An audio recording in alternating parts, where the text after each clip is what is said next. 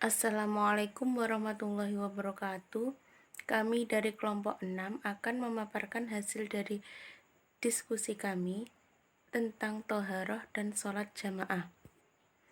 Yang pertama, toharoh. Toharoh adalah suatu kegiatan bersuci dari najis dan hadas sehingga seseorang diperbolehkan untuk mengerjakan suatu ibadah yang dituntut dalam keadaan suci, seperti sholat dan tawaf. Tata cara toharoh. Yang pertama, toharoh dari najis. Toharoh dari najis ada 3, yaitu najis mukhafafah, najis mutawasitoh, dan najis mughalladoh. Najis mukhafafah yaitu najis ringan. Di antara najis ini ialah air kencing bayi laki-laki yang belum makan sesuatu kecuali air susu ibunya. Cara menyucikannya dengan memercikkan air ke benda yang terkena najis. Selanjutnya najis mutawasitoh, yaitu najis sedang. Cara menyucikan najis mutawasitoh adalah dengan dihilangkan najis ainiyah, yaitu najis yang terlihat oleh mata seperti warna, bau, dan rasa. Dilanjutkan dengan menyiram menggunakan air yang suci dan menyucikan. Selanjutnya najis mughalladoh, yaitu najis berat. Cara menyucikannya adalah dengan membasuh air sebanyak 7 kali dan salah satunya menggunakan tanah. Selanjutnya toharoh dari hadas. Toharoh dari hadas itu caranya ada 3. Yang pertama dengan berwudu, yang kedua dengan mandi wajib, dan yang ketiga dengan tayamum. Selanjutnya toharoh dari kotoran. Toharoh dari kotoran itu ada 3. Yang pertama dengan cara membasuh atau membersihkan tempat keluar kotoran air besar atau air kecil dengan batu, kemudian dibasuh dan dibersihkan dengan air. Yang kedua, membasuh dan membersihkan tempat keluar kotoran air besar atau air kecil dengan batu atau benda-benda kesat. Yang ketiga, membasuh atau membersihkan tempat keluar kotoran air besar atau air kecil dengan air sampai bersih. Ukuran bersih ini ditentukan oleh keyakinan masing-masing. Selanjutnya, hikmah toharoh. Hikmah toharoh adalah dengan bersuci atau toharoh itu, kita semua selalu dalam keadaan bersih. Kita tahu bahwa kotoran yang dikeluarkan dari tubuh seseorang, baik buang air kecil maupun buang air besar, kotoran itu banyak mengandung kuman dan bibit-bibit penyakit.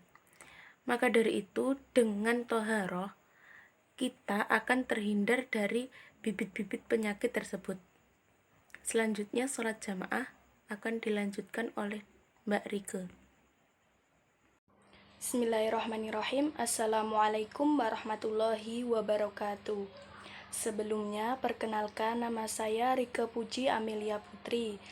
Pada kesempatan ini, saya akan melanjutkan presentasi dari Mbak Rofiqatul Maulidil Zulfa.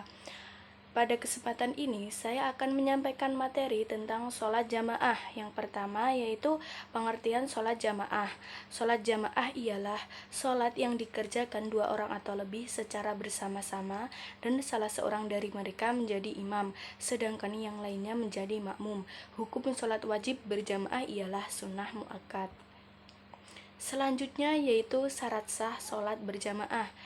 Agar sholat jamaah kita sah, maka yang pertama harus ada imam. Yang kedua, makmum berniat untuk mengikuti imam. Selanjutnya yaitu sholat dikerjakan dalam satu majelis. Yang keempat, sholat makmum sesuai dengan sholat imam. Yang selanjutnya yaitu hal-hal yang dapat menghalangi sholat berjamaah. Yang pertama, karena cuaca yang sangat dingin. Yang kedua, karena hujan sangat lebat. Yang ketiga, ketika dihadapkan dengan hidangan makanan. Yang keempat, ketika mau buang air kecil atau air besar. Yang kelima, karena mengalami sakit kronis dan parah. Yang keenam, karena tertidur pulas. Dan yang ketujuh, karena banjir besar. Yang kedelapan, karena gangguan keamanan seperti gangguan binatang buas. Jadi seperti itu ya, hal-hal yang membolehkan kita untuk tidak melakukan sholat berjamaah.